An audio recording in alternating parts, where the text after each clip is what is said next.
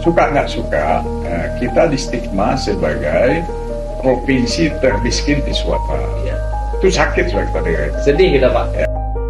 Kita kalau mengatakan itu, saya juga mengatakan dengan tenang ya, bukan berarti saya tenang atau senang, malah saya sakit.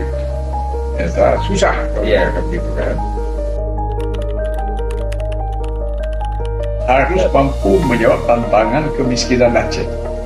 Harus mampu menjawab tantangan Harus kemiskinan mampu Aceh. kemiskinan Ya. Aceh. Jadi Aceh terjawab sendiri kemiskinan ini dikaitkan dengan pendidikan. Pola pendidikan bagaimana?